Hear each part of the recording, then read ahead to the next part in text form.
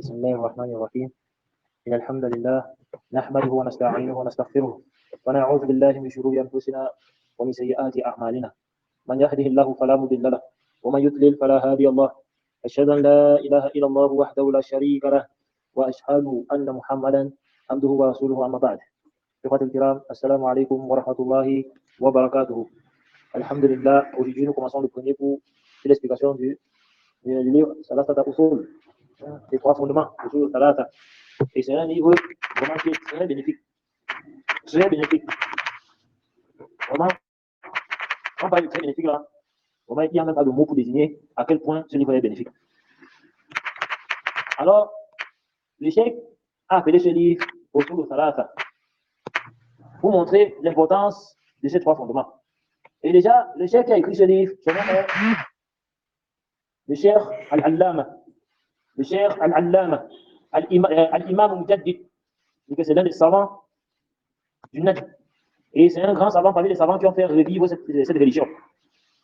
Le cheikh Muhammad Ibn Had, rahimahullah.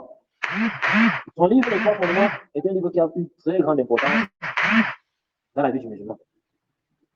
Et c'est un livre qu'il est conseillé aux étudiants ensemble de mémoriser. Pourquoi le cheikh a appelé ce livre Les trois fondements? C'est parce que ça traite de trois choses qui sont les choses les plus importantes dans notre religion. Et ce sont les choses sur lesquelles le musulman va être questionné dans sa tombe le jour de Yom al-Qiyamah, lorsqu'il va rencontrer Allah. Quelle est ta religion? Qui est ton Seigneur? Quelle est ta religion? Et qui est ton prophète? Ça, ce sont des questions que lorsque le fils d'Adam meurt, dans sa tombe, on lui pose ces questions-là. Voilà pourquoi ce livre traite de ce sujet. Et le cheikh que nous allons étudier, c'est celui du cheikh Salih Al-Fawzan, qui fait partie des grands savants de la Ummah. Et c'est un grand savant de la Sunna, et il fait partie du donc du comité permanent des grands savants d'Arabie Saoudite. Et c'est un savant, vraiment, qu'Allah le préserve, il fait partie des Kibar ou Ulama. Et il a commenté ce livre. J'ai choisi son char, déjà parce que c'est l'un des savants qui a écrit le plus dans les sujets du Tawhid et de la Aqida. Et vraiment, ces livres sont bénéfiques. Alors, je conseille à tous les étudiants et étudiantes qui suivent ces cours d'être premièrement sincères vis-à-vis d'Allah subhanahu wa ta'ala. De ne rechercher pas leur apprentissage que le visage d'Allah et sa satisfaction. Et de savoir que la recherche de la connaissance est une adoration. Et comme toute adoration, elle n'est pas valide sans sincérité. Donc, il est important d'être sincère, de mettre dans ton cœur que tu apprends pour chercher la satisfaction d'Allah subhanahu wa ta'ala. Et tu apprends pour sortir de l'ignorance et faire sortir les autres de l'ignorance. Là. Alors, on va lire la Muqaddima du cheikh Salih Al-Fawzan. Il commence au lien dans Bismillah ar-Rahman Al-Muqaddima du Shah. Alors, l'introduction à l'explication. Alhamdulillah Rabbil Alamin wa salatu wa salamu ala nabiyyina Muhammadin wa ala alihi wa sahbihi ajma'in. Wa ba'd. فبين أيدينا هذه رسالة ثلاثة أصول وهي رسالة جليلة مختصرة مؤيدة بأدلة من كتاب الله وسنة رسوله صلى الله عليه وسلم. Dans le chef dit tous les louanges appartiennent à Allah, que la prière et le salut soient sur notre prophète Mohammed, ainsi que sur sa famille et ses compagnons, et sur tous ses compagnons. Après cela, nous avons entre nous mains cette risala, cette épître, qui est intitulée Usul al-Thalatha, les trois fondements. Elle est une épître merveilleuse, résumée, donc concise, et elle est remplie de preuves du livre d'Allah et de la sunna de son messager sallallahu alayhi wa sallam. وهذه رسالة في أصل عظيم من أصول الإسلام وهو العقيدة. Il faut savoir que cette risala, cette risala a des grandes bases, parmi les bases de l'islam, qui est la aqida, la croyance. وكان العلماء يهتمون بهذه المختصرات يؤلفونها. Et beaucoup de savants ont décortiqué, donc détaillé décortiqué ces épîtres et l'ont édité. ويتعبون على اختصارها وتهذيبها. Et qu'est-ce qu'ils ont fait? Ils se sont épuisés dans le fait d'expliquer et de détailler ces épîtres, ces résumés, ces épîtres. ثم يحفظونها لطلبة العلم لطلبتهم. لتبقى وصولا عندهم وذخيرة عندهم يستفيدون منها ويفيدون منها. Donc, qu'est-ce qui s'est passé? Les savants ont préservé cela. Donc, ils ont préservé ces épîtres-là pour leurs étudiants et de telle sorte que ces étudiants-là ont des bases avec eux qui les permettent d'être des munitions. D'accord? Des munitions qu'ils auront surtout pour débattre contre les gens de Bida, hein, pour repousser les choubas, pour repousser les innovations, pour repousser les ambiguïtés, tout ce qu'on peut les apporter. Vous voyez? Ce sont ces munitions-là qui les permettent à ces étudiants de repousser les ambiguïtés, de repousser les innovations, de repousser les arguments de Munharifin. Et le chef dit, afin que cela soit profitable pour eux-mêmes et qu'ils fassent également que ce soit profitable pour que les gens profitent de cela. والبداءة بهذه المختصرات هي الأساس لطلبة العلم فطالب العلم يبدأ بتعليم شيئا فشيئا يأخذ من مبادئ العلم وأصوله وتدرج فيه. Donc le cheikh dit, et il commence, le fait de commencer par cette mukhtasar, donc parce que c'est abrégé, hein, elle fait partie des bases pour l'étudiant en sciences.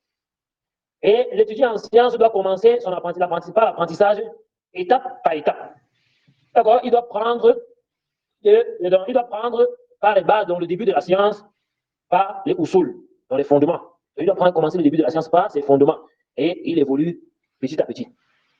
Parce que malheureusement, beaucoup de gens aujourd'hui, lorsqu'ils commencent à apprendre la religion, ils se précipitent pour aller apprendre les grands sujets. Pour aller apprendre les sujets qui sont très avancés par rapport à leur niveau. Vous voyez, les gens, ils ont appris l'islam en commençant par le Jar wa Ta'dil. Ils ont appris l'islam en commençant l'islam par les mises en garde. Hein, ils connaissent tout le monde qui est égaré, il connaît. Il passe le temps à rendre celui-ci égaré, celui-ci bien guidé. Alors que quand tu lui demandes même quelles sont les bases et les piliers de la prière, il ne connaît pas. Quelles sont les conditions de la prière, il ne connaît pas. Que signifie même là, il ne connaît pas. Vous voyez. Il a commencé à apprendre la religion par des choses, par les cours de commencement. Certes, les mises en garde font partie de notre religion, mais ce n'est pas pour tout le monde. Il faut déjà avoir un certain niveau pour entrer dans ce genre de chapitre-là. Non. فهذه المختصرات طريق المطولات لا يمكن أن تفهم المطولات إلا بعد فهم المختصرات وتدرج منها شيئا فشيئا. Donc, le chef dit, et ces épîtres sont un chemin vers les livres volumineux, mais ceux qui ont des gros volumes. Par exemple, quelqu'un va commencer un livre de fiqh, au lieu de commencer par les petits livres, il prend directement un gros livre. Non, commence par les bases, les petits épîtres. Et c'est au fur et à mesure que tu commences avec ces épîtres, tu évolues au fur et à mesure que tu vas maintenant entrer dans les grands livres. Vous voyez. Mais il y a des gens, il va prendre le tawhid, il entre directement dans le kitab au tawhid. Là, tu vas rien comprendre. Commence par les petits livres comme Usul al-Salata, Qawaid al-Arba, avant d'aller entrer dans le kitab au tawhid. Tu vas commencer le fiqh, directement tu vas chercher les costauds niveaux de fiqh. Tu vas directement les Arba Amadai. Les livres qui traitent directement les divergences. En fait, tu n'as même pas encore connu les bases dans les ablutions. Tu vas commencer à entrer dans les livres des divergences. Tu vas rien comprendre. Rien. Et malheureusement, ce sont les erreurs que beaucoup d'étudiants en sciences commettent. Ils veulent commencer à apprendre de la religion et commencent à entrer dans les sujets des divergences. Non, commence d'abord étape par étape. Prends d'abord les bases avec lesquelles tu vas établir la religion et au fur et à mesure, tu évolues pour éviter de perdre le temps. Vous voyez. Quelqu'un va apprendre la langue arabe directement, il se met à lire l'islam arabe. Tu vas lire l'islam arabe que tu connais d'abord en arabe. Commence par les petits livres. Adjoumiya. Tu mémorises même si tu peux. Tu commences par les livres de langue arabe de Médine. Les tomes de Médine. Ou tu commences d'abord à lire l'arabe. En commençant par les livres comme Nourul Bayan pour apprendre à lire la langue arabe. Mais quelqu'un directement pas, il ouvre Fatul Majid. Il va apprendre le tawhid, il va ouvrir Fatul Majid. Tu vas aller comprendre quoi dedans. Tu vas rien comprendre. Il faut commencer avec des petits livres, étape par étape. Non. Donc c'est un peu cela, c'est pour ça qu'il dit il ne convient pas. Et il ne convient pas que tu cherches à comprendre les gros volumes, les livres volumineux, sans avoir déjà compris les abrégés de ces livres-là. En évoluant petit à petit, étape par étape. ولهذا قالوا في معنى قوله تعالى. Et c'est cela, Allah subhanahu wa ta'ala a dit dans le sens de sa parole. Lorsqu'il dit ولكن كونوا ربانيين بما كنتم تعلمون الكتاب وبما كنتم تدرسون. Allah subhanahu wa ta'ala dit dans le sens de sa parole dans la sourate Ali Imran au verset 89. Allah subhanahu wa ta'ala dit devenez des savants.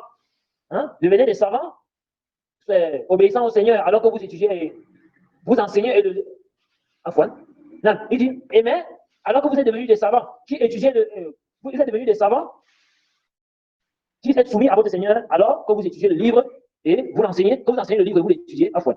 Donc Allah subhanahu wa ta'ala parlant ici là de ce verset, le verset qui venait avant, c'est lorsqu'Allah subhanahu wa ta'ala dit va-t-il vous commander d'adorer anges et prophètes et de rejeter la foi alors que vous êtes musulmans? Au contraire, qu'est-ce que le prophète va vous dire? Il va vous devenir des savants.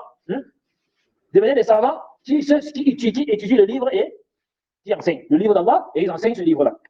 نعم إن ربانيين هم الذين يبدأون بالصغائر مسائل العلم قبل كباره. Donc, et c'est dit les rabbaniyin dans ce verset sont ceux qui commencent par les petites questions, hein, les petits sujets, avant d'aborder les grands sujets, les grandes questions. يربون أنفسهم وطلابهم ابتداء من المسائل صغيرة إلى المسائل الكبيرة. Donc, ils instruisent leur personne, ainsi que les étudiants, en commençant par les sujets dans les petites questions vers les grandes questions. وهذا شيء طبيعي, et ceci est une bonne chose, c'est une chose qui convient. لأن كل أشياء تبدأ من أصولها وأساساتها ثم تكبر وتعظم بعد ذلك. Et ceci est très important, car toute chose commence par les bases, les fondements, par ses fondements et par ses fondations, ses bases. Et ensuite, elle devient grande, elle devient immense après cela. Elle commence petit à petit. Vous voyez. Donc, c'est pour ça que j'ai tenu à commencer le livre à venir avec l'explication du cher Salih Al-Fawzan. C'est que ça, c'est un livre que beaucoup d'entre nous avons déjà étudié. J'aime déjà expliquer ce livre. Mais puisque je suis en train de faire un programme que j'aimerais suivre étape par étape, de telle sorte que même ceux qui viendront après, si j'aimerais suivre les cours, je suis obligé de recommencer ce livre. Parce que lorsqu'on faisait les cours dans sur WhatsApp, on a perdu tous ces cours-là. Alors sur Telegram, je suis obligé de refaire les cours de Solo Salata. Et comme sur Telegram, les cours sont conservés, je sais que plus tard, même les nouveaux élèves qui pourront revenir, je n'aurai plus besoin d'expliquer encore ce livre. Je leur demanderai de retourner d'abord, aller écouter tous les cours sur Solo Salata et de voler chez Anne avant de venir nous trouver sur les programmes plus avancés qu'on aura déjà, qu'on sera en train d'étudier. Non. Alors, le cheikh dit, فَأَمَّا الَّذِينَ يَهْجُمُوا على العلم هجوما من أعلى فهذا يدعب ولا يحصل على شيء. Allah Akbar. Le cheikh dit, quant à celui qui se précipite, donc quant à celui qui fonce directement dans la science, hein, il entre directement dans la science de façon vague, sans commencer par les bases, d'accord? Alors celui-là, il va se fatiguer et il ne va rien comprendre, il ne va rien percevoir. Ah ben, ça c'est la position du sommeil. Il ne va rien percevoir, il ne va rien comprendre. Et vous savez, même au début, lorsque j'ai commencé à étudier la science, j'ai voulu étudier le fiqh. Directement, j'allais tomber dans le fiqh de Saïd Sabi. J'avais pris une traduction, je me suis mis à lire, subhanallah. Je comprenais parce que rien de ce qui était mentionné à l'intérieur. Pourquoi? Parce que je n'avais pas encore les fondements, je n'avais pas encore les bases. Est-ce que vous comprenez? Donc, il faut ces bases-là. Tu veux étudier le tafsir du Coran, commence par usul tafsir. Ne prends pas directement tafsir de Tabari ou bien Imam Ibn Kathir, tu te mets à lire. Et pourtant, les fondements dans le tafsir, tu n'as pas. Hein? Tu n'as pas les fondements du tafsir. Tu vas entrer dans le fiqh. Tu n'as même pas encore étudié les petits livres dans le fiqh, comme Fiqh Muyassar. Des petits livres comme ça, qui te permettent d'avoir certaines bases avant d'entrer dans les grands livres de divergence. Vous voyez. Tu vas étudier la science du hadith. Commence par les petits livres comme Al-Baïkouniya, le Nuzratul Nazar, de Ibn Hajar. Commence par ces petits livres, au fur et à mesure tu évolues. Après, tu vas entrer dans Ba'u Asif, de l'imam Ibn Kathir, tu vas étudier le chef du chef Moubin, et ainsi de suite. Tu évolues chez Al, pas chez Al. C'est comme ça qu'on apprend la science, au fur et à mesure. Donc, celui qui fonce directement dans la science, il va apprendre le tout d'un coup, sans savoir quelles sont les bases, il va s'embrouiller. Et il va se perdre dans le chemin de la connaissance. C'est pour ça que je dis بينما الذي يبدأ من الأصول ويتدرج هذا هو الذي بإذن الله يسير مع الطريق الصحيح والإتجاه سليم. Je dis, par contre, celui qui commence par les bases et évolue petit à petit, cela est celui que par la permission d'Allah, ça sera facile pour lui. Et il sera sur le chemin authentique. Et cela, c'est ce qui est voulu. Allah subhanahu wa ta'ala dit يسألونك عن الأهلة قل هي مواقيت للناس والحج وليس البر بأن تأتوا البيوت من ظهورها ولكن البر من اتقى وأتوا البيوت من أبوابها. Surat Al-Baqarah au verset 189. Allah subhanahu wa ta'ala dit, il t'interroge au sujet des nouvelles lunes. Dit, elles servent aux gens pour compter le temps et aussi pour le hajj, le pèlerinage. Et la bonté pieuse ne consiste pas à entrer dans les maisons par les fenêtres, mais la bonté pieuse consiste à craindre Allah. Entrer dans les maisons par la porte. Qu'est-ce que ça veut dire? هؤلاء سألوا عن الأهلة لماذا يبدأ الهلال صغيرا ثم يكبر حتى يتكامل ثم يصغر حتى يعود هلالا. Ceux-là ont interrogé à propos des nouvelles lunes. Pourquoi est-ce que ça commence par le croissant? dans un petit croissant. Et ensuite, ça grandit. Ensuite, ça grandit. Jusqu'à ce que ça devienne complet. Et ensuite, ça redevient petit. Jusqu'à ce que ça redevienne un croissant. Ça, c'est ce qu'ils ont demandé au prophète. Et vous allez comprendre pourquoi le chef vient avec ça. Il dit فعتب الله عليهم. فعبط الله عليهم. C'est-à-dire, Allah subhanahu wa ta'ala leur a reproché cela. ووجههم أن يسألوا عما ينفعهم. Et votre but, vous devez plutôt rechercher les choses qui vous sont, qui sont profitables. Et il devait plutôt interroger, il les a orientés vers le fait d'interroger sur les choses qui leur sont plutôt profitables. وأن يأتوا العلم من أبوابها. C'est-à-dire, entrer par les portes de la science, pas la science, venir dans la science en passant par sa porte. C'est ça que vous comprenez. C'est-à-dire, commencer à entrer dans la science en commençant par les bases. أما السؤال عن الهلال وأهواله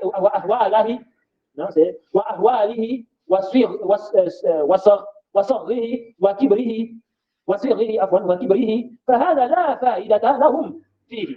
C'est-à-dire que quand on fait d'interroger à propos du croissant lunaire et de son état, de son état, de sa petitesse ou de sa grandeur, cela n'a pas un profit pour vous. Cela ne vous profite pas. بل الفائدة هي أن يسألوا عما يحتاجون إليه. Au contraire, ce qui est un profit, c'est que vous interrogez sur ce qui vous est profitable. وهو معرفة فوائد الأهلة ولهذا قال قل هي مواقيت للناس.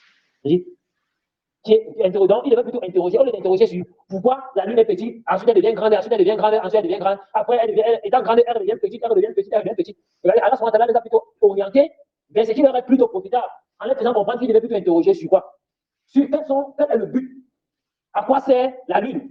C'est pour ça qu'Allah subhanahu wa ta'ala leur a plutôt répondu en disant, elle sert plutôt aux gens pour compter le temps. Est-ce que vous comprenez? Donc, ils ont posé une question au prophète Mohammed sallallahu alayhi wa sallam. Mais au lieu qu'Allah réponde à leur question, Allah les a plutôt répondu par un argument, par une réponse qui leur est profitable, car le fait d'interroger sur la grosseur, la grandeur de la lune, n'est pas une chose profitable en soi. Est-ce que vous comprenez? Non. Et Allah subhanahu wa ta'ala, il a continué, donc il a répondu que cela sert plutôt à compter le temps. Allah les a donc plutôt enseigné, leur a donc plutôt expliqué le profit de la lune. نعم وهي أن الله جعلها مواقيت للناس يعرفون بها العبادات ومعاملات والآجال وغير ذلك. Donc Allah subhanahu wa ta'ala les a donc plutôt orientés vers ce qui leur est profitable en les informant que Allah a signé la lune pour les hommes afin qu'ils puissent servir pour compter le temps, afin de connaître le moment de leur adoration, le moment de vaguer à leurs activités, donc pour les activités mondaines et pour autre que cela. C'est ça que vous comprenez? Le but ici, c'est quoi? C'est que le musulman, le musulman doit plutôt chercher à comprendre les choses qui lui sont profitables dans sa religion. Et non aller interroger sur les choses qui ne lui profitent pas. Comme quelqu'un qui va venir, par exemple, demander, bon, Cheikh, j'ai une question. Tu dis quoi? Il dit, Cheikh, si quelqu'un se retrouve dans le désert, et que la nuit tombe, il va dormir où? Mon frère, ça te sert à quoi? Tu es au Cameroun, tu es sûr que tu vas aller dans le désert. Combien vous voyez quelqu'un qui n'est même pas encore marié? Il pose la question sur le cas de quelqu'un qui a 2 femmes. Cheikh, si quelqu'un a 2 femmes, si demain j'ai 2 femmes, et que j'ai dormi 2 jours sur l'autre, et que j'ai eu des rapports avec elle, est-ce que je dois aussi dormir 2 jours sur l'autre et avoir des rapports aussi avec elle? Mon frère, tu n'as même pas encore une femme, tu es heureux sur 2 femmes. Ça va te servir à quoi au moment là? Est-ce que vous comprenez? C'est ça les questions qui ne vont pas lui profiter. Ou bien une femme vient de l'interroger. Cheikh, une femme célibataire, elle n'est même pas mariée, mais elle est célibataire, doit s'interroger. Cheikh, si mon mari dort dehors, qu'est-ce que je dois faire? Marie-toi d'abord. Tu n'es même pas encore marié, tu vois ton mari dort dehors. Interroge sur les choses qui te sont utiles. Beaucoup de femmes prient en état de menstru. Beaucoup de femmes, elles ne prient même plus. Depuis 1 mois, elles ne prient pas. Quand tu demandes pourquoi elles menstruent sur 1 mois. Est-ce que vous comprenez? C'est ça, les gens comme ça veulent donner des choses qui sont utiles pour sa religion. C'est comment prier. Quand on fait le sujet, est-ce que c'est normal que je mette la tête, je mets le nez comme ça, et je me suis que je mets le pied comme ça? Est-ce que quand je m'incline, mon dos doit être droit ou bien ça peut être penché? Est-ce que voilà les choses qui te sont utiles. Mais les gens commencent à interroger sur les choses inutiles. Interroger sur le tawhid. Est-ce que le fait, par exemple, d'aller creuser le crâne de mon grand-père au village, est-ce que ça fait partie de la religion? Mais les gens n'interrogent pas sur ça. Là, voilà. On est sur les futilités. Donc, Allah nous a fait comprendre à travers ce verset qu'on doit entrer dans les portes de la science dans la science par le porte. Donc, on doit commencer la science par les bases. Commencer par les petites questions, les questions de base avant d'entrer dans les grands sujets. Il les a donc orientés vers les profits des différentes phases de la lune.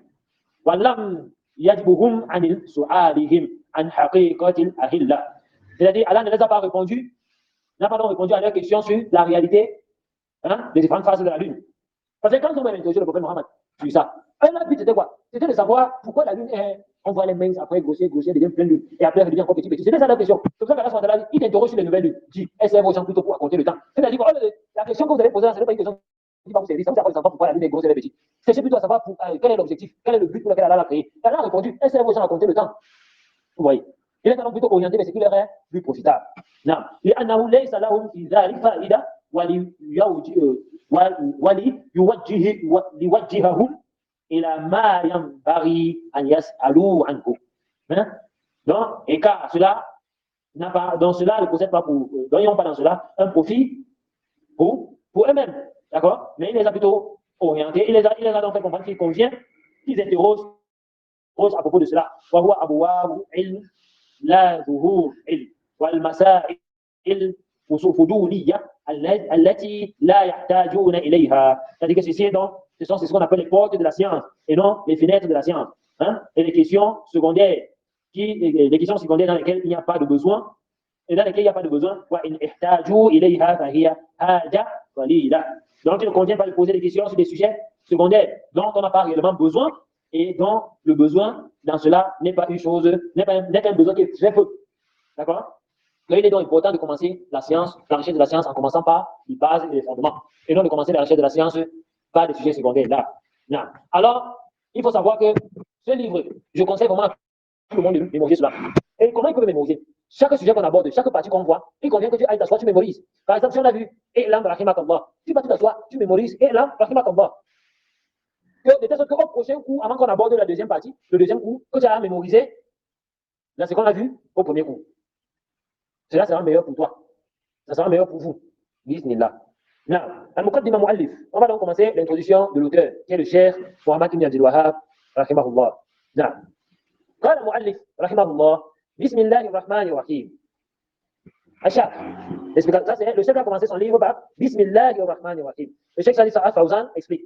Il dit ابتدأ رحمه الله هذه الرسالة بالبسملة ابتداء بكتاب الله عز وجل فإن أول ما يقع عليه بصرك في المصحف وقبل كل سورة منه بسم الله الرحمن الرحيم. Donc le chef a commencé, qu'Allah nous fasse miséricorde, il a commencé cette rissale-là par la basmala. D'accord? Parce que à cause du fait qu'il est attaché, en suivant par cela le livre d'Allah, le Coran.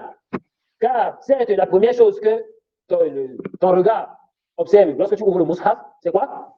C'est Bismillah ar-Rahman ar-Rahim. Ou la première chose que tu vas trouver après chaque sourate, c'est quoi? C'est Bismillah ar-Rahman ar-Rahim. Qui signifie? On dit Bismillah ar-Rahman ar-Rahim, ça dit au nom d'Allah, celui qui fait miséricorde et celui qui fait miséricorde et celui qui possède la miséricorde. Bismillah ar-Rahman ar-Rahim. Pardon, celui qui possède la miséricorde et celui qui fait miséricorde. Donc le tout miséricordieux, celui qui fait miséricorde. Non. Le chef dit فبدأت بها في الرسائل وفي الكتب وفي المؤلفات ابتداء بكتاب الله عز وجل وكذلك النبي صلى الله عليه وسلم كان يكتبها في أول رسائله حينما يكتب إلى الأمراء ورؤساء وإلى من في أقطار الأرض يدعوهم إلى الإسلام يبدأ كتابته عفوا بسم الله الرحمن الرحيم. Dans le chef dit, et le fait de commencer par cela, quand le fait de dire Bismillah ar-Rahman ar-Rahim dans les épîtres, dans les rasailles, dans les épîtres, et dans les livres, et dans les éditions, d'accord, en suivant le livre d'Allah, en suivant le livre d'Allah, comme cela fut pour le prophète Mohammed sallallahu alayhi wa sallam, lorsqu'il a écrit. D'accord? Lorsqu'il a envoyé ses écrits, lorsqu'il a écrit sa première risala, donc lorsqu'il a écrit sa première épître, d'accord? Donc lorsqu'il a écrit dans sa première épître, sa première lettre, en fait, lorsqu'il avait envoyé cette lettre-là au roi, aux différents oumaras de son époque, aux différents présidents de son époque, d'accord? Et vers des gens qui parcouraient la terre, des gens qu'il avait envoyés en expédition sur terre, lorsqu'il appelait également, il les appelait vers Allah subhanahu wa ta'ala, et il commençait son livre il avait commencé sa lettre par la basmala, qui était Bismillah ar-Rahman ar-Rahim. وكان صلى الله عليه وسلم يفتح أحاديثه وكلامه بسم الله الرحمن الرحيم. نعم. يفتح أحاديثه حديثه وكلامه بسم الله الرحمن الرحيم مما يدل على أن البداءة بسم الله الرحمن الرحيم سنة رسول الله صلى الله عليه وسلم، كما أن سليمان عليه السلام لما كتب إلى بلقيس ملكة سبع بدأ كتابه بسم الله الرحمن الرحيم. قال الله تعالى على لسانها: قالت يا أيها الملأ إني ألقي إلي كتاب كريم إنه من سليمان وإنه بسم الله الرحمن الرحيم ألا أمر له أهمية ألا تعلوا علي وأتوني مسلمين. Maintenant, au verset 31, verset 29, c'est verset 29 à 31. Non. Donc, le chef dit, le prophète Mohammed sallallahu alayhi wa sallam a ouvert dans A ou commencé, a ouvert ses hadiths, dans ses récits et ses paroles, lorsqu'il rapporte ses discours. Donc, le prophète ouvrait ses discours, hadith, il ouvrait ses discours et ses paroles par le fait de dire, il commençait d'abord par Bismillahir Rahmanir Rahim. D'accord? Et de cela indique que le fait de commencer par Bismillahir Rahmanir Rahim est une sunna du messager d'Allah. C'est une sunna du messager d'Allah sallallahu alayhi wa sallam. Comme ce que c'est le Suleiman alayhi salam, lorsqu'il a écrit à la reine Balkis, la reine de Saba, il a commencé son livre par Bismillahir Rahmanir Rahim. Allah subhanahu wa ta'ala dit, pas la langue de Balkis dans le Coran, lorsque Balkis elle dit, oh, mes notables, c'est une nouvelle lettre m'a été envoyée, et elle vient d'Allah. Donc elle vient de Suleiman, elle vient de Suleiman, et c'est au nom d'Allah, le tout miséricordieux, celui qui fait miséricorde. Venez à moi et ne soyez pas aucun avec moi, et venez à moi soumis. Donc, c'était la lettre de Suleiman. ينبغي البدء بسم الله الرحمن الرحيم في كل أمر له أهمية وكل مؤلف له أهمية وله قيمة وكل رسالة. Oui. Donc cela, il convient donc de commencer par Bismillah ar-Rahman ar-Rahim dans toutes nos affaires, dans toutes les affaires, d'accord, qui nous sont profitables. Et dans toute édition, dans le fait d'éditer les livres, dans tous les livres qu'on édite, d'accord, dans lesquels il y a, dans tous les livres qu'on édite, on veut faire profiter, d'accord, et tout cela est dans tous les épîtres également. وعلى هذا فالذين لا يبدأون مؤلفاتهم ورسائلهم بسم الله الرحمن الرحيم هؤلاء تركوا سنة النبوية والاقتداء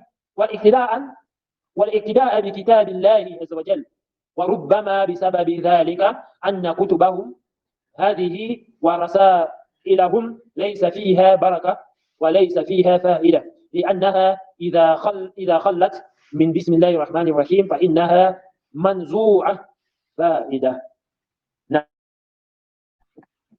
Donc, et cela, et sur ceci, il y en a ceux qui ne commencent pas. Et ceci, il y en a ceux qui ne commencent pas leurs écrits ou leurs épîtres par Bismillah ar-Rahman ar-Rahim. Cela ont délaissé une sunna prophétique et le suivi du livre d'Allah. Et peut-être cela est une cause. Et peut-être la cause de cela, c'est que leur livre,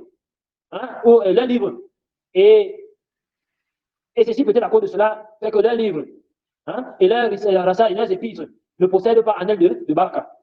À côté, c'est ça la cause. Ils font en sorte que les livres ou les épîtres ne possèdent pas un aile de baraka. Et n'a pas un aile de profit. Et donc, n'est pas profitable en fait. Car le fait de l'avoir amputé, cela par la basmala, dans le fait d'écrire, de dire Bismillah ar-Rahman ar-Rahim au début, cela a fait en sorte que le profit soit retiré.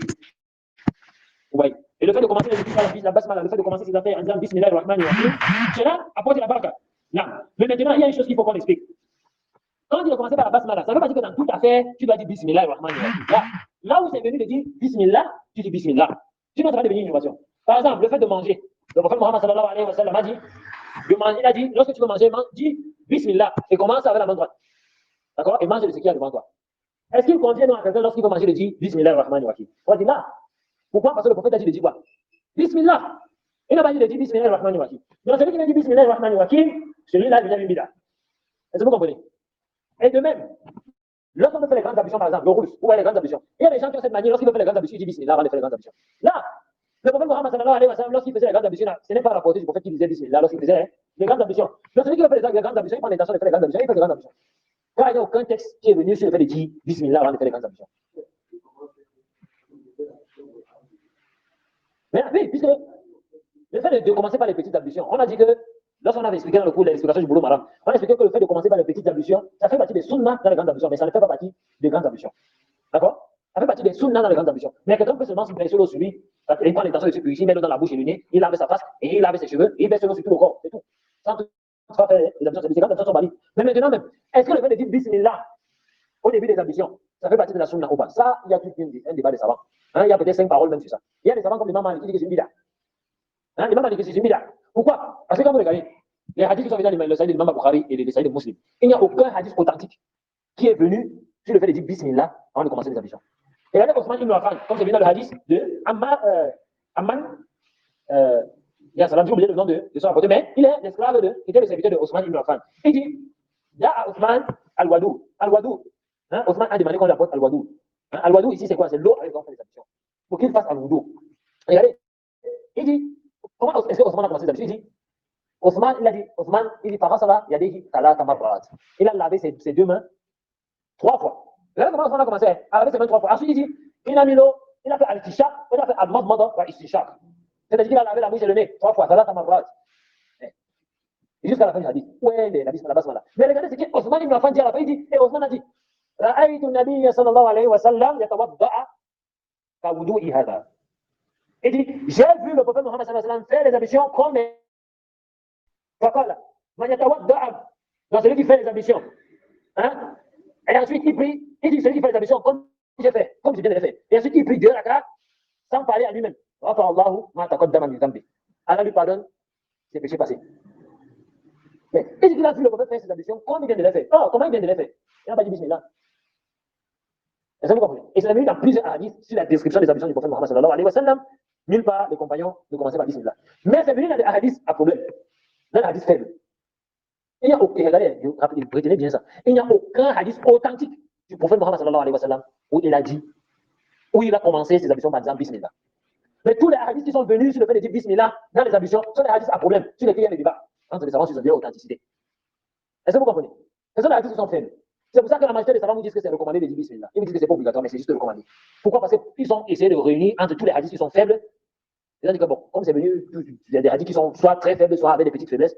Bon, le mieux c'est qu'on puisse dire que c'est recommandé.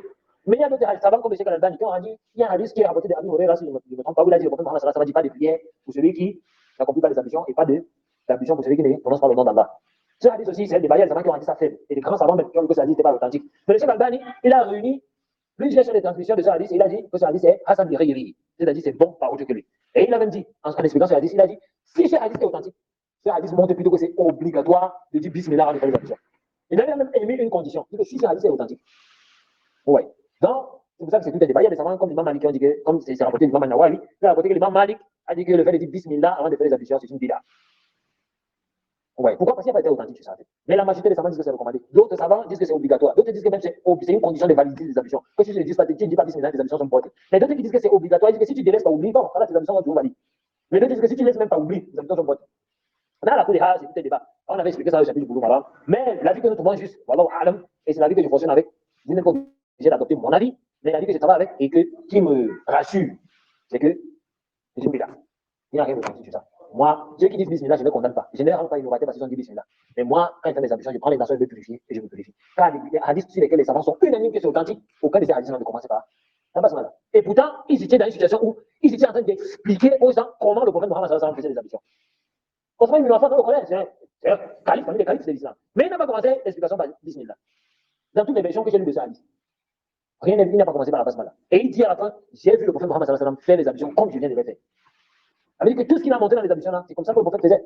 Alors si le prophète avait dit bismillah, Osman n'aurait pas oublié de dire bismillah. Et si c'était même une condition de validité des ablutions, vous imaginez. Je n'ai même pas vu dans un hadith dont les savants sont unanimes que c'est authentique. C'est grave. Si ça faisait partie des piliers des grandes, regardez par exemple les piliers de l'islam. Ça fait partie des choses les plus importantes de la religion. Et c'est venu dans des hadiths authentiques. Il a choc sur lesquels il n'y a même pas de doute que ça vient du prophète Mohammed sallallahu alayhi wa sallam. Mais quelque chose comme bismillah, que ça faisait partie des choses dont ça fait partie de la validité des ablutions, ça ne vient même pas d'un hadith dont les savants sont unanimes que sont authentiques. Vous voyez. Mais ça vient plutôt dans les hadiths à problème. C'est pour ça que nous disons bismillah, il n'y a rien d'authentique sur ça. Mais celui qui le dit, non, ne le blâme pas, parce qu'il y a des savants qui ont vu que c'est permis. Non.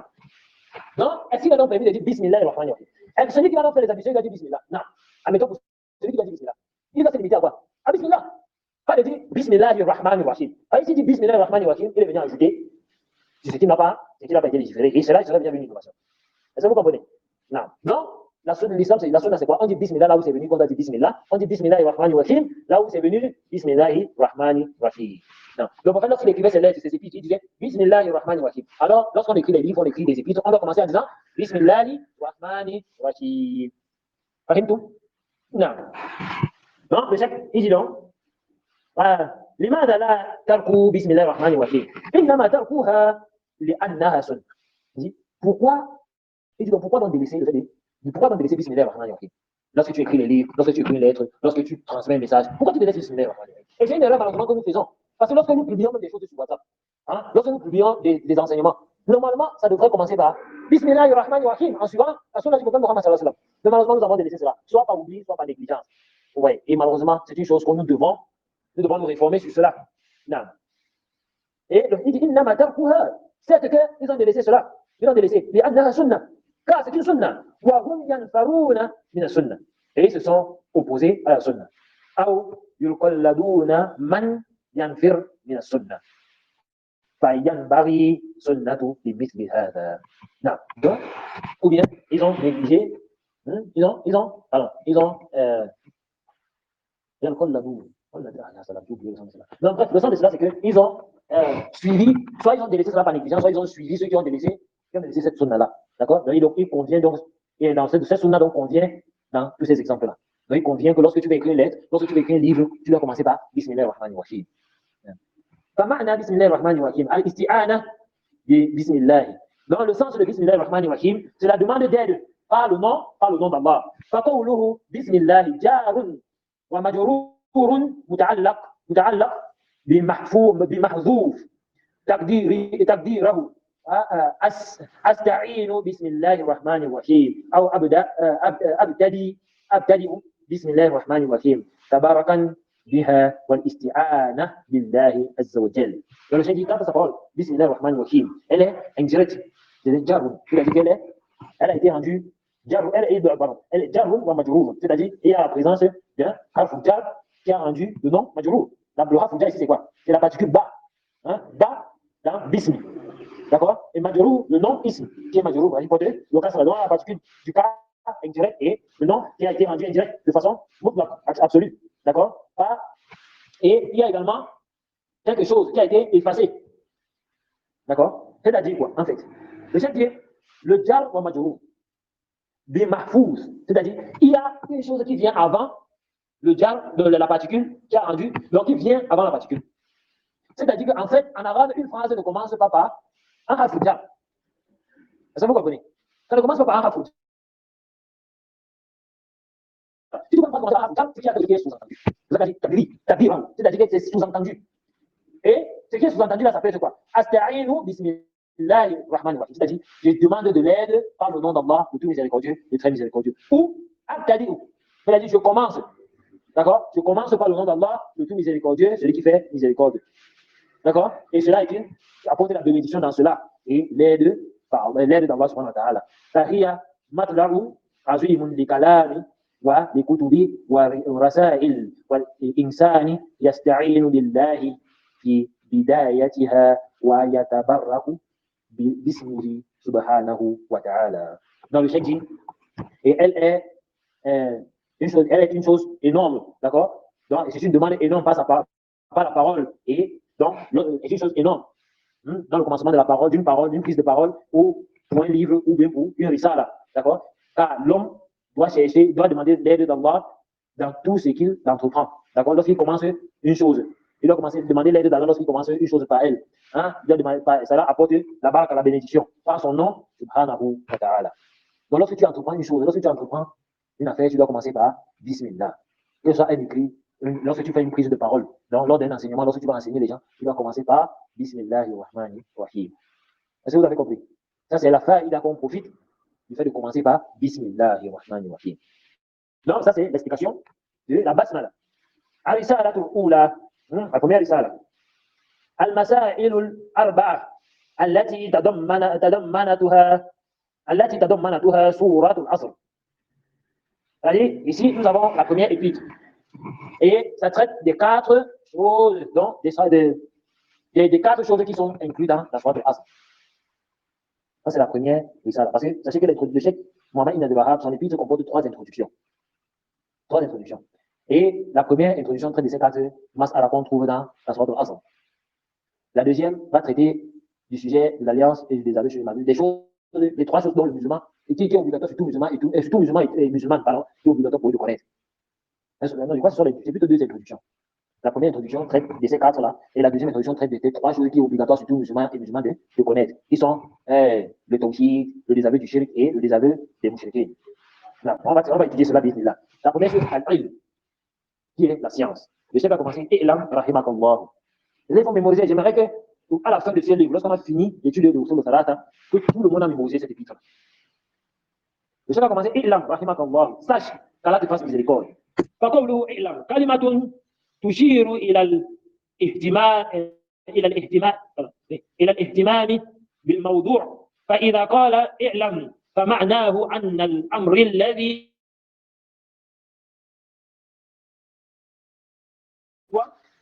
sera pour toi une affaire profitable, une chose importante. D'accord? Une chose muhim, une chose importante, une affaire importante. فهذه كلمة تدل على أهمية موضوع الذي يبدأ بها فيه. Et cette parole, cette kalima indique que le sujet avec lequel il va commencer, indique l'importance du sujet avec lequel il va commencer, donc il va commencer son épître en fait, il va commencer son introduction. Quant au sens de sache, donc c'est d'abord un verbe à l'impératif qui indique la science. C'est-à-dire apprends. C'est quoi la science? Et la science, هو إدراك الشيء على ما هو عليه في الواقع أو تصور شيء على طبق واقع. La science, c'est quoi? C'est le fait de connaître une chose dans sa réalité, dépourvu, de connaître une chose dans sa réalité dépourvue de toute chose qui empêche de connaître cette chose-là de façon réelle. Donc, on parle de la science, c'est de la définition de la science de façon générale. Le fait de connaître une chose dans sa réalité. Est-ce que vous comprenez? Si je dis par exemple que je connais ces écouteurs, je les connais pourquoi? Je les connais dans sa réalité parce que je connais comment elle est, je connais sa structure, je connais comment elle est formée, tout en fait. Est-ce que vous comprenez? Non. Il dit وإدراك الشيء على خلاف ما هو عليه في الواقع. C'est-à-dire, quand il connaît une chose, d'accord? C'est ce qui fait, quand il connaît une chose, c'est différent du fait de connaître, c'est en opposition, voilà, c'est ça plutôt. C'est en opposition avec le fait de connaître une. Non, regardez. C'est khilaf, c'est idrak shay à la khilaf. Quand il dit idrak shay, c'est-à-dire le fait de connaître la chose différemment de ce qui est connu par rapport à sa réalité, ou bien تصور شيء على خلاف واقع وهو الجهل وهو ضد العلم. Quand on fait de connaître une chose qui diverge de la réalité de cette chose, ou de son image, hein, donc de l'image de cette chose diverge de sa réalité, alors cela est l'ignorance, et qui est le contraire de la connaissance. C'est-à-dire, comme on a expliqué, la science, c'est de connaître une chose qui est conforme à sa réalité, ou de connaître l'image d'une chose qui est conforme à sa réalité. Mais quand on fait de connaître une chose contraire à une chose qui est contraire à sa réalité, cela est ce qu'on appelle l'ignorance, qui est le contraire de la science. Si je te dis par exemple, est-ce que tu connais un stylo? Qui dit oui, je connais le stylo. Le stylo est comment? Le stylo, c'est un poteau.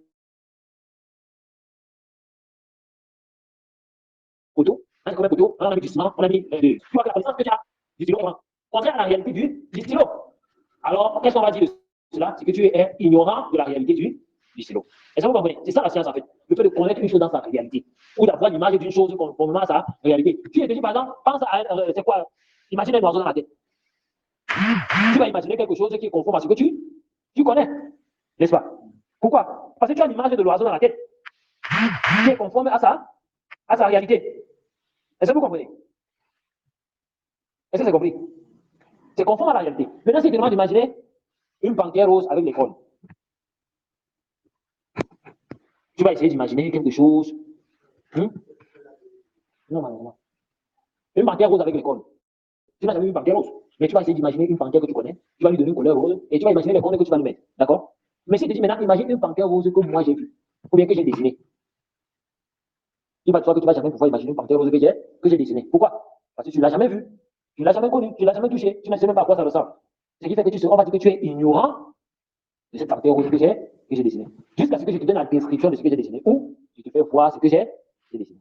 Ça, c'est ce qu'on appelle la connaissance, de façon générale. D'accord? Non. Donc, ça, c'est ce qu'on appelle la science. Quant à sa parole, qu'Allah te fasse miséricorde. C'est une invocation pour l'étudiant en sciences. فالشيخ يدعو لطلبة العلم بأن يرحمهم الله. Le cher invoque pour l'étudiant en sciences qu'Allah lui fasse, pour l'étudiant en sciences qu'Allah lui fasse miséricorde. وأن يلقي عليهم رحمته سبحانه وتعالى فهذا فيه تلطف من المعلم بالمتعلم. Ouais. Et lorsque il demande, donc, et quant au fait, donc, le fait qu'il demande pour eux la miséricorde d'Allah subhanahu wa ta'ala, ceci montre la douceur de l'enseignant vis-à-vis de ceux qui apprennent. Donc, il convient à l'enseignant de demander la miséricorde pour ses étudiants, de faire des invocations pour ses étudiants. D'accord? Ça montre l'affection que l'enseignant a pour ses étudiants. وأنه يبدأ بكلام التجهيب والدعاء صالح حتى يؤثر ذلك فيه ويقبل على معلمه. Donc, le cheikh dit, et il a essayé de commencer par une bonne parole et une invocation vertueuse. D'accord? Par une invocation vertueuse. Et il a désiré cela dans cela qu'ils acceptent. Il a désiré cela en fait. Et en fait, ils acceptent ces enseignements. نعم. أما إذا بدأ المعلم بكلام القاسي وكلام غير المناسب فإن هذا ينفره والواجب على المعلم وعلى من يدعو إلى الله وعلى من يأمر بالمعروف وينهى عن المنكر التلطف بمن يخاطبه بالدعاء والثناء عليه وكلام الليل فإن هذا أدعى للقبول. Non. Donc le chef dit, quant au fait que lorsque l'enseignant commence par des paroles dures ou des paroles autres dans les paroles qui ne conviennent pas, d'accord? Cela éloigne les gens, cela les éloigne de lui. D'accord? Cela les éloigne de lui. Il est donc obligatoire pour l'enseignant et celui qui appelle à Allah et celui qui ordonne le bien et interdit le mal, d'être doux envers celui qui l'appelle, d'accord? D'être doux envers celui qui l'appelle et d'invoquer et de faire des éloges, d'accord? Sur lui, pas des paroles, des paroles douces, d'accord? Car cela est plus enclin d'être accepté, d'accord? Donc cela est plus propice pour l'acceptation. Est-ce que vous comprenez? Et ceci est une éducation pour les da'i. Lorsqu'ils appellent à Allah, ils doivent être doux envers celui à qui ils transmettent le message. Ils doivent faire preuve de douceur. Lorsque tu appelles quelqu'un à Allah, tu dois faire preuve de douceur. Même quand tu appelles un kafir à l'islam, tu ne vas pas commencer à lui dire, oh toi le kafir. Tu sais que c'est un kafir, mais tu ne vas pas dire, oh toi le kafir en mode islam. Mais tu discutes avec lui de la meilleure façon, en utilisant les mots doux, en faisant ses éloges parfois, pour l'amener. Comme par exemple, tu discutes avec quelqu'un, tu dis, je sais que tu es quelqu'un d'intelligent, mais essaie de comprendre ce concept. Ou bien tu sais que, attends, tu es folle, ou bien tu es fou. Non, je sais que tu es quelqu'un qui a toute sa raison.